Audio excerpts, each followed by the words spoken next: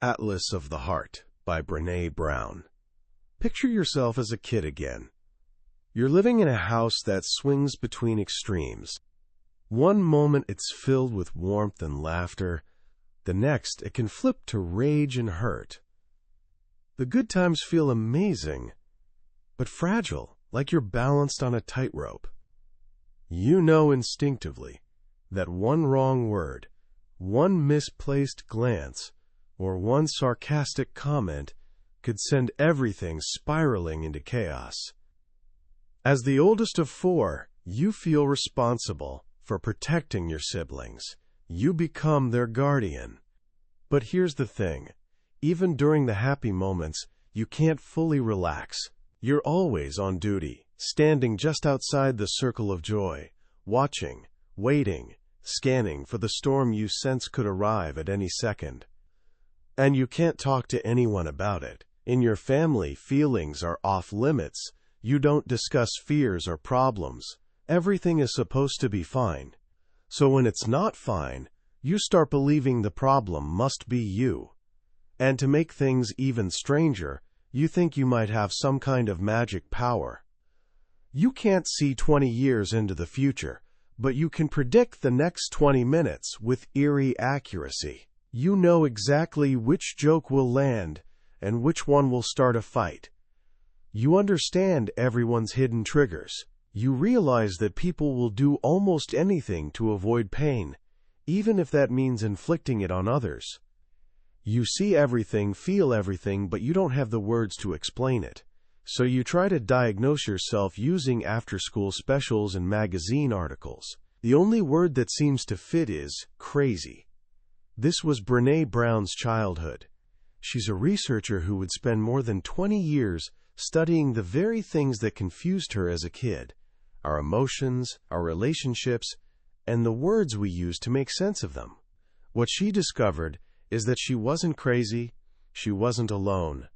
In fact, her superpower was a profound sensitivity to the inner landscape of human experience, a world most of us are never taught to navigate.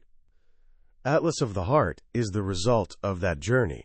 It's not just another feelings book. Think of it as a travel guide, a map to the 87 emotions and experiences that shape what it means to be human. It has sold millions of copies worldwide for one simple reason. It gives us the language we've been missing. Here's my promise to you. By the end of our time together, you'll have a new map for your own heart. You'll understand the subtle but crucial differences between emotions we constantly mix up, like envy and jealousy, or shame and guilt. You'll discover why joy can feel terrifying, and why finding the right words for your experiences doesn't give them more power over you, it gives you power over them. This isn't just a summary, it's a journey into the landscape of your own heart, so you can travel anywhere without fear of getting lost. So where do we begin a journey like this? Let's start with a surprising discovery the author made early in her research. For over 5 years, she and her team asked more than 7,000 people a simple question. Can you list all the emotions you can recognize and name as you're experiencing them? Think about that for a moment. How many could you name right now? The average answer was 3. Happy, sad, and angry. That's it. For thousands of people, the vast, complex, beautiful, and terrifying landscape of human experience was being squeezed through just 3 words. It's like trying to paint a masterpiece with only red, blue, and yellow. You can get the basics, but you miss all the nuance, all the depth, all the shades that make life what it is. What about disappointment, or awe, or anxiety, or gratitude? This discovery became the heart of the book. As philosopher Ludwig Wittgenstein once said, "The limits of my language mean the limits of my world." If our emotional vocabulary is limited to just happy, sad, and angry, we're living in a very small world. When we lack the language to discuss what we're feeling, our ability to understand it, share it with others, and get the help we need becomes severely limited. It's like going to the doctor with terrible, shooting pain in your shoulder, but your mouth is taped shut and your hands are tied. You can't point, you can't explain. All you can do is either collapse in despair or thrash around in rage. That's what happens to us emotionally. We either shut down or act out. The entire purpose of this atlas, this map of the heart, is to give us the language to untie our hands and remove the tape from our mouths. Because naming an experience doesn't give it more power, it gives us the power of understanding and meaning. Let's start our journey in a place we all know, a place we visit when things feel uncertain or just too much. Imagine a packed, noisy restaurant with only one waiter on the floor. That waiter is you. You can't speak, and you're wearing giant swimming fins that make walking, let alone running, impossible. That recurring nightmare is how the author describes the difference between two feelings we often lump together: stress and overwhelm. Being stressed is like being in the weeds. It's that sensation when you have too many tables, too many orders, and you're falling behind. It's tough, but you can still function. You can ask for help. You can catch up. We get in and out of the weeds almost every day. It's a normal part of life. But being overwhelmed is completely different. That's being blown. In restaurant terms, when a waiter is blown, everything stops. The kitchen manager steps in.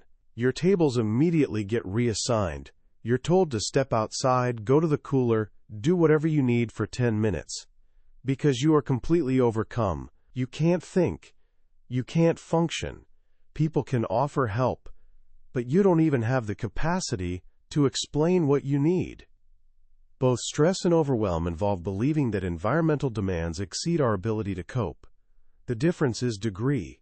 Stress says, "This is a lot, but I can manage." Overwhelm says, "I cannot function." The cure for overwhelm isn't pushing harder. It's engaging in non-doing. Simply stopping. Just like restaurant managers knew, sometimes the only way to get back on your feet is to do nothing at all for a few minutes. But what about that feeling that's more than just being in the weeds?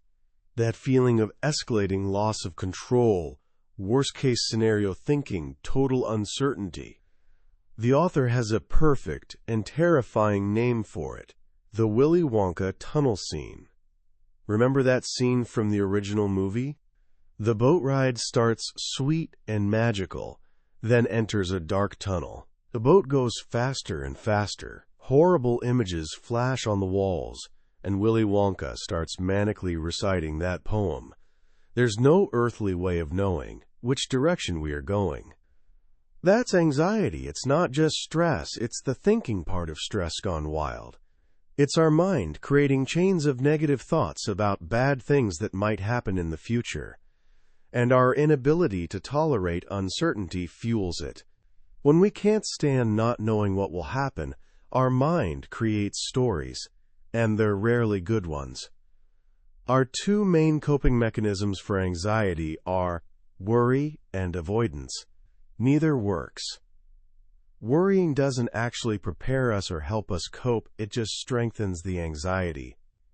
And avoidance, well, as Dr. Harriet Lerner writes, it is not fear that stops you. Rather, the problem is avoidance.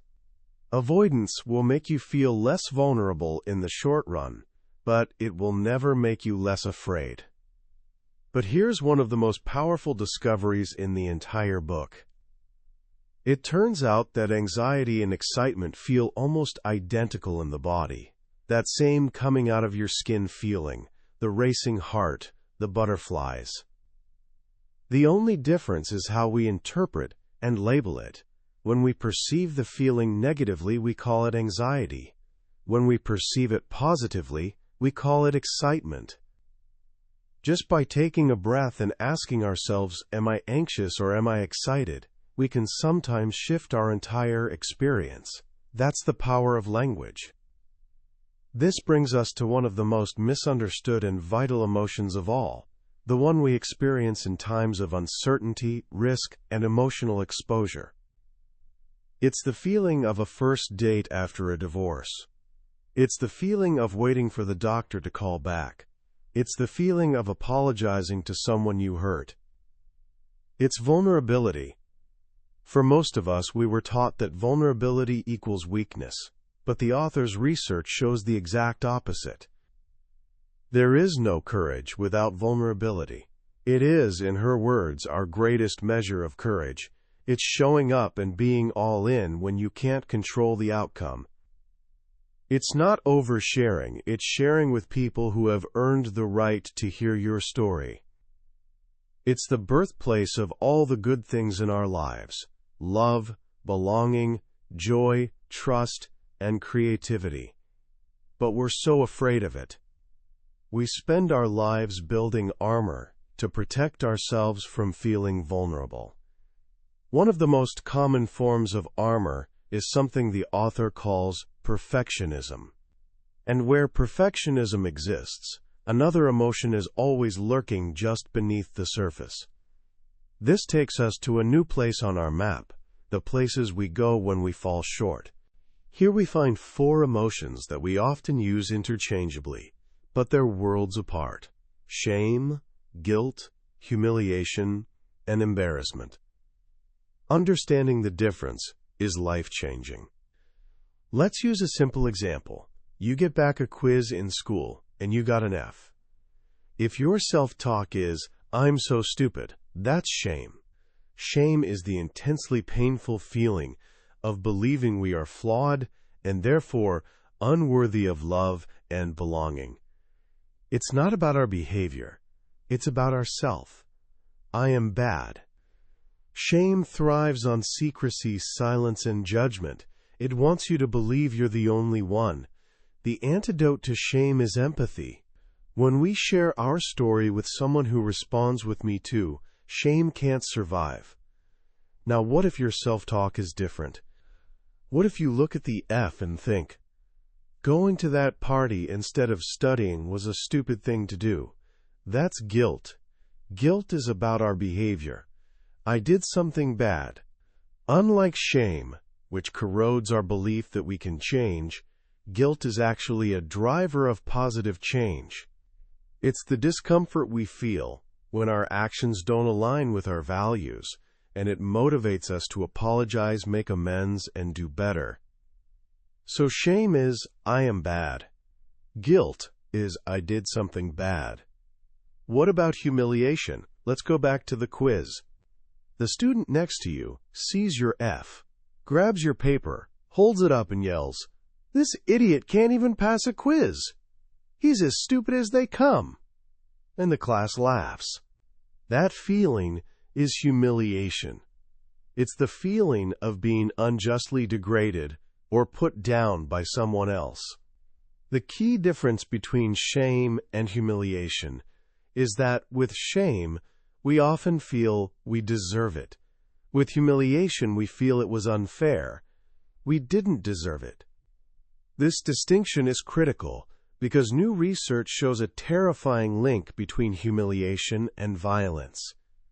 Humiliation, not just bullying, is what can lead people to lash out. And finally, there's embarrassment. As you're walking back to your desk with your F, you realize you have a long piece of toilet paper stuck to your shoe. That feeling is embarrassment. It's fleeting.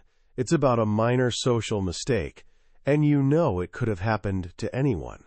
It's uncomfortable, but it's not a deep cut to your self-worth. Shame is the birthplace of perfectionism. Perfectionism isn't about healthy striving. It's a belief system that says, if I look perfect, live perfectly, and do everything perfectly, I can avoid the painful feelings of shame, judgment, and blame. It's not about how can I improve. It's about what will they think. It's a 20-ton shield we think is protecting us, but is actually just weighing us down and keeping us from taking flight. Now let's travel to a different territory, the one we enter when we start looking at the people around us, the places we go when we compare. The author has a great analogy for this. She loves to swim laps. It's her meditation. But the only thing that can ruin a swim is when she stops focusing on the black line at the bottom of her lane and starts paying attention to the person swimming next to her. She starts racing them, comparing their stroke, their speed. That's comparison. She defines it as the crush of conformity from one side and competition from the other. It's the paradox of trying to simultaneously fit in and stand out. It says, be like everyone else, but better. The problem is, social comparison seems to happen automatically. It's almost reflexive. We can't help but notice. But the good news is, we get to choose how we let it affect us. Her new strategy? She acknowledges the person in the next lane, says to herself, have a great swim, and then consciously returns her focus to her own lane, her own journey. Comparison drives all sorts of big feelings. Two that we constantly get wrong are envy and jealousy. Here's the simple difference. Envy occurs when we want something another person has. It involves two people, you and the person who has the thing you want. I'm envious of your new car. Jealousy, on the other hand, is when we fear losing a relationship we already have to a third person. It involves three people, you, your partner, and the rival. It's the fear of being replaced. We often say, I'm so jealous of your vacation, when what we really mean is, I'm so envious. We avoid the word envious because it feels ugly, like it comes with hostility. But just knowing the difference helps us ask ourselves the right questions.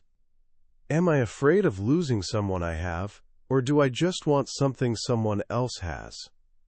This leads to another feeling born from comparison, resentment. For years, the author thought resentment was a form of anger. She would feel it toward people who weren't working as hard as she was, people who were okay with good enough when she was chasing perfection. Then, in a conversation with another emotions researcher, he told her something that changed her life. He said, resentment isn't part of the anger family. Resentment is part of the envy family. A light bulb went off. She wasn't mad because someone else was resting. She was mad because she was bone-tired and wanted to rest but wouldn't let herself. She wasn't furious that they were okay with imperfection. She was furious because she wanted to be okay with imperfection. Now when she feels resentment, instead of asking what are they doing wrong, she asks herself, what do I need but am afraid to ask for?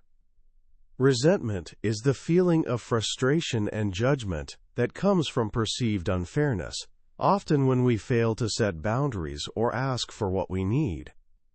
From the world of comparison, let's move to a place we all visit when things don't go as planned.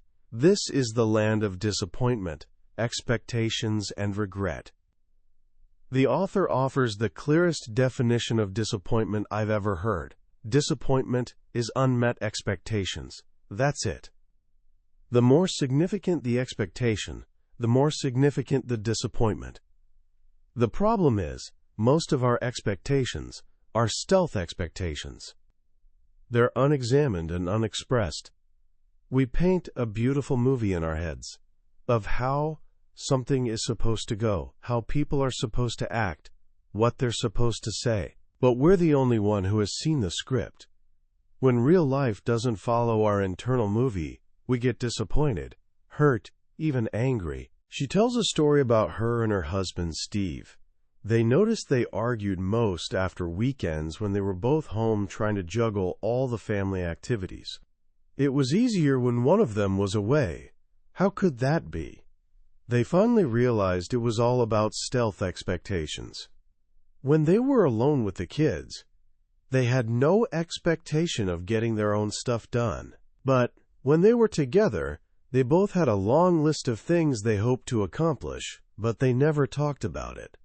They just ended up blaming each other for their own disappointment. Now, before a weekend or vacation, they ask each other a simple question: What do you want this to look like? They reality check their expectations.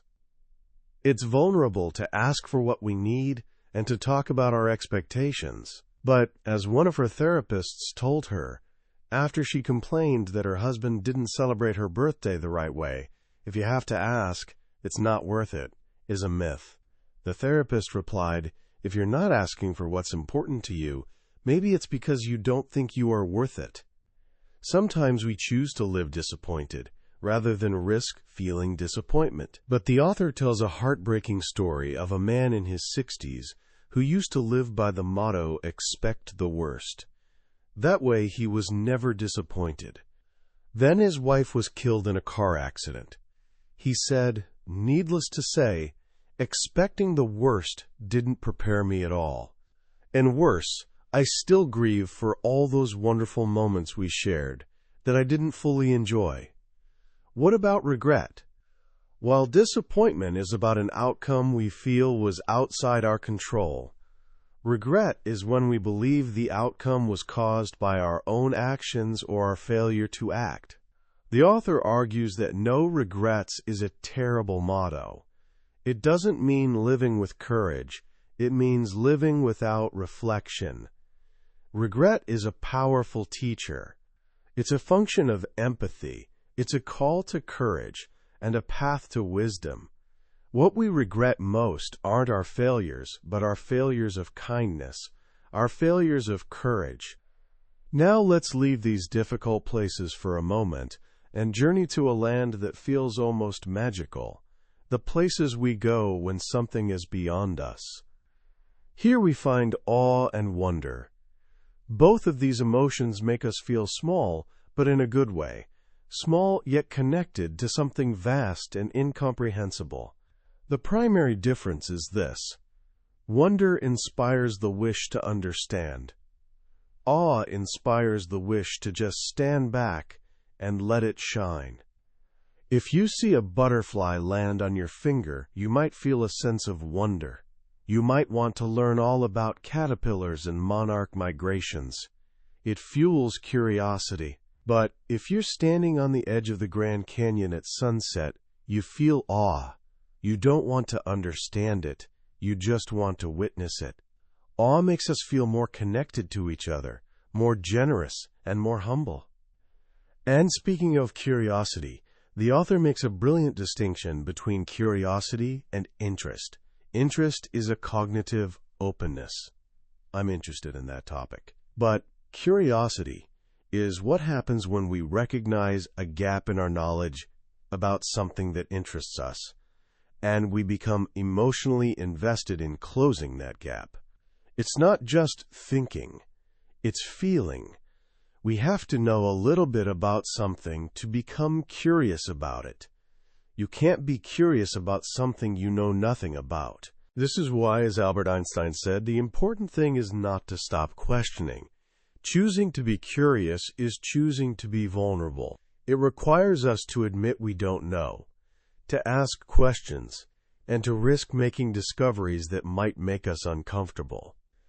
Our journey through the heart has to include the places we go with others.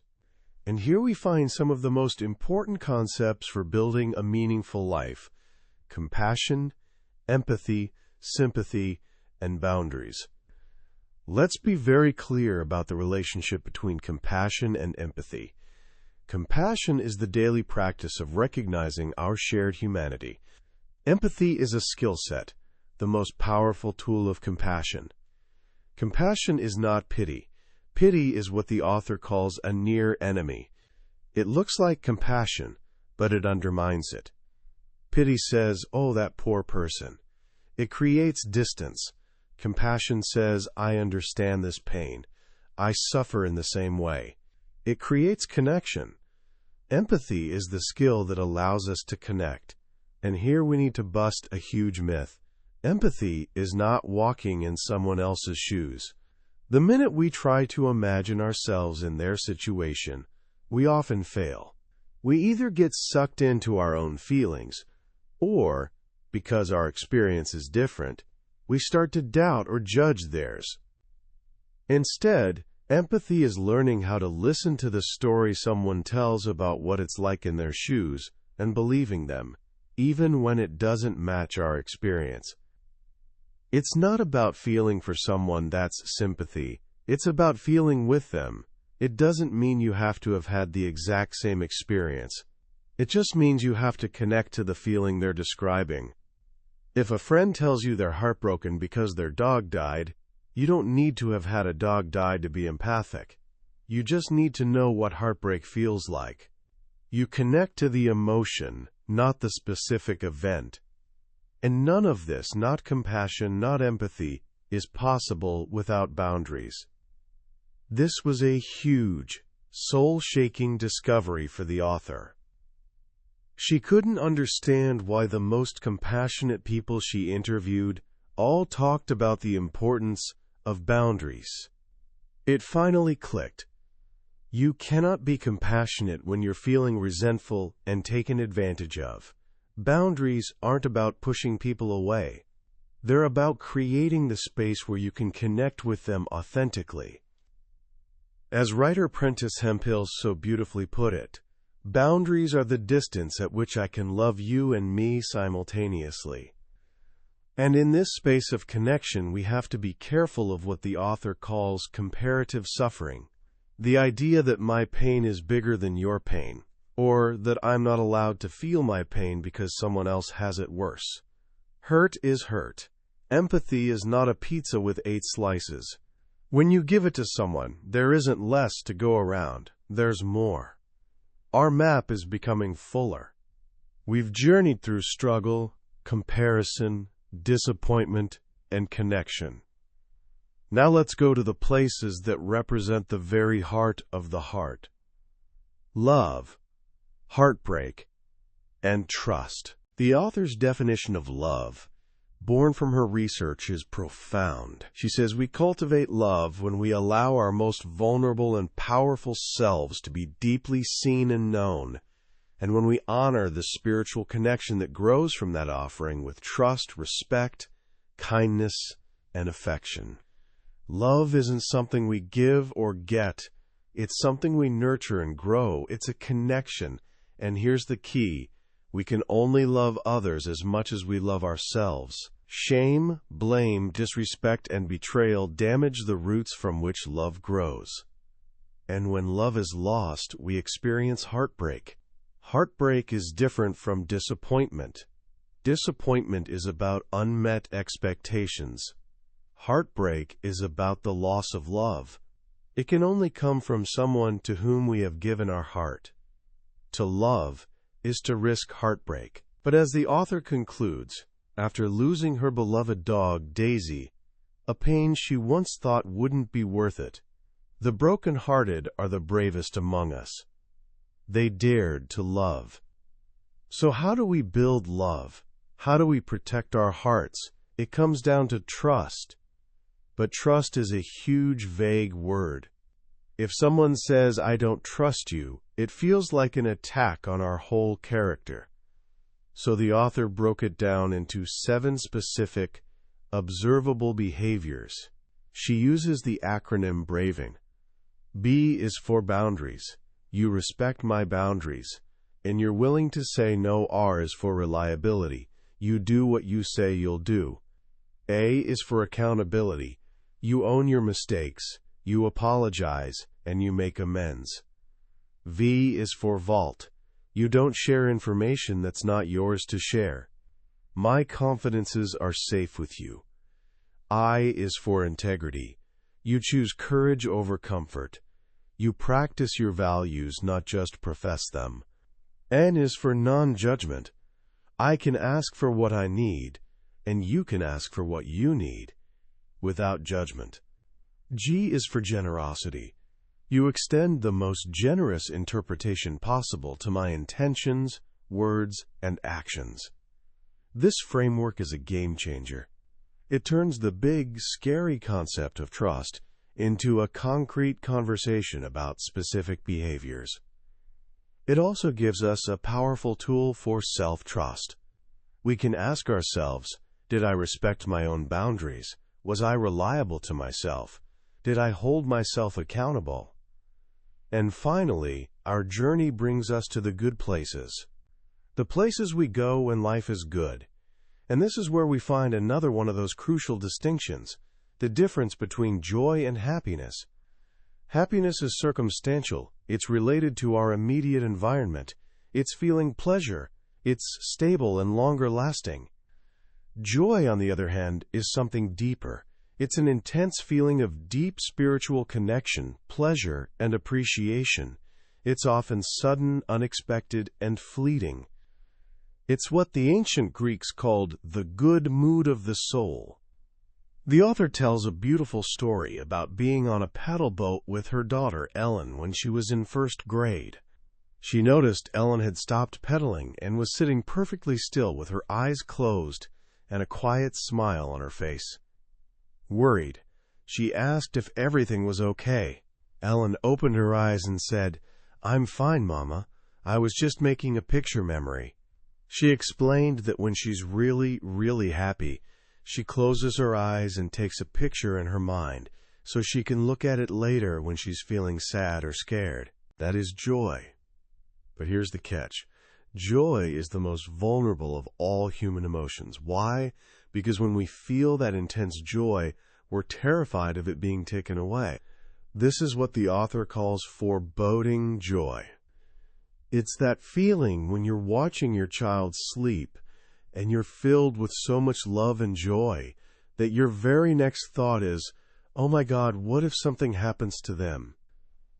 We start dress rehearsing tragedy in the best moments of our lives because we're afraid of being blindsided by pain. But when we do that, we squander the very goodness we need to build resilience. So what's the antidote? The research found that everyone who had a deep capacity for joy had one thing in common. They practiced gratitude. When that quiver of vulnerability hits in a moment of joy, instead of letting your mind race to tragedy, you can choose to use it as a reminder to feel gratitude. Instead of, "Oh my God, what if something bad happens?" you can say, "I am so grateful for this perfect moment." Gratitude doesn't just make us happier.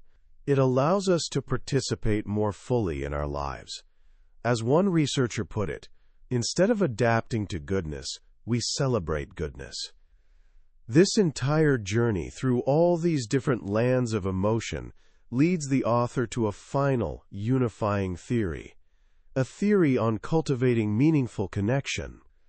It rests on three core practices. First, developing grounded confidence. This is about a commitment to learning and improving. It's about knowing the language of emotion, practicing courage, rumbling with vulnerability, and staying curious. Its near enemy is knowing and proving, the need to be right, instead of getting it right. Grounded confidence is captured in the mantra, "I'm here to get it right, not to be right." Second, practicing the courage to walk alongside. This is about being with people in their struggle, not trying to fix them or lead them. It's about being other-focused. Its near enemy is controlling the path. This is when we think we're helping, but we're actually just trying to manage the outcome to soothe our own anxiety. As Anne Lamott said, help is the sunny side of control. And third, practicing story stewardship. This is the culmination of everything. The author realized she was wrong about something she had said for 20 years. She used to believe we could learn to recognize emotion in others. She no longer believes that. There are too many emotions that look the same. We can't know what someone is feeling just by looking at them. So how do we know? We ask. And when they tell us their story, we become stewards of that story. Story stewardship means honoring the sacred nature of a story. We listen, we stay curious, we believe them. Its near enemy is what she calls performing connection. This is where we run into two major roadblocks: narrative tap-out and narrative takeover. Narrative tap-out is when we subtly disengage because we're uncomfortable or disinterested. We might say, "I'm sure it was great," and then change the subject. Narrative takeover is even more damaging. This is when we hijack someone's story and make it about ourselves. A colleague tells you they felt invisible in a meeting, and you jump in with, "That's ridiculous. We're going to have a come-to-Jesus meeting right now. No one treats my people like that." You become the savior. You feel great, but the person who shared their story is still sitting there, not fully heard. True story stewardship is about decentering ourselves and centering their experience. It's saying, "Say more. Help me understand what that felt like. What does support look like for you?" This is the ultimate practice of connection. It requires grounded confidence to listen without judgment, and the courage to walk alongside someone in their story without trying to control it. And at the heart of it all is language, the language to ask, the language to listen, and the language to understand. That's the map, that's the atlas. It gives us the words to find our way back to ourselves and to each other. When you step back and look at Atlas of the Heart in its entirety, you realize it's not really a book about emotions. It's a book about freedom. It's about the freedom that comes from understanding. The freedom to navigate your inner world with confidence instead of fear. The freedom to build connections that are real and deep, instead of shallow and performative. For so many of us, our feelings are like a foreign country, where we don't speak the language. We know when we're in pain, but we can't read the signs. We know when we're happy, but we don't know the local customs. We wander around, often feeling lost, misunderstood, and alone. What BrenA Brown has done is hand us a dictionary and a map and said, "You belong here. Let me show you around." The most powerful lesson for me is the idea that precision is liberating. We think talking about our feelings is this messy, vague, sentimental thing. But this book shows us it's the opposite. Being able to distinguish between anguish and grief, between envy and resentment, between shame and guilt, that's not sentimental. That's a high-level skill. It's like a doctor being able to distinguish between a virus and a bacterial infection. The diagnosis determines the treatment. If you think you're feeling shame and you try to fix it, but you're actually feeling guilt, you're using the wrong tool for the job. So how can we start using this atlas in our own lives right now? Here are 3 simple practices you can begin today. First, start with 1. Don't try to memorize all 87 emotions. Just pick one that resonated with you today. Maybe it's the difference between stress and overwhelm. Maybe it's resentment. The next time you feel that familiar knot in your stomach or that surge of anger, just pause and ask yourself, is there a more precise word for this? Instead of, "I'm so mad," you might find yourself thinking, "I'm feeling resentful because I'm exhausted and I'm not asking for the rest I need." That small shift from blame to self-awareness is everything. Second, practice the braving inventory with yourself. Trust isn't just for other people. At the end of each day for a week, take 60 seconds and ask yourself just one of the braving questions. For example, B, for boundaries. Did I respect my own boundaries today? Or G, for generosity. Was I generous with myself today when I made a mistake? Building self-trust is the foundation for trusting others and for building the grounded confidence we talked about. And third, listen for understanding, not to respond. In your next conversation with a friend or family member who is sharing something difficult, make a conscious effort to practice story stewardship. Your only job is to understand their experience as they see it. Resist the urge to give advice, to share your own story, or to fix it. Instead, use phrases like, "Tell me more about that," or "What did that feel like for you?" or simply, "That sounds so hard." You'll be amazed at how much deeper the connection feels when you stop trying to be the hero and just become a trusted steward of their story. That was a summary of Atlas of the Heart by BrenA Brown. We've covered a lot of ground today, from the dark tunnels of anxiety to the sunlit fields of joy. But I have to be honest with you, a summary is like looking at a map of the Grand Canyon. You can see the layout, you can understand the geography, but you can't feel the awe until you're standing on the edge yourself. The real magic of this book is in the quiet moments of reading, when a particular story or a single definition clicks into place in your own life and illuminates something you've felt but never understood. This journey we took today is meant to help you decide if this book is worth your time. If anything we've talked about has sparked a sense of recognition or curiosity in you, I encourage you to get a copy. Reading it isn't just learning, it's an act of coming home to yourself. The link to the book is in the description. Also, if you found this summary valuable and want to continue exploring the world's most transformative ideas, please hit that like button and subscribe to the channel. It lets me know that this work matters and ensures you won't miss our next journey into another life-changing book. Let's keep learning and growing together.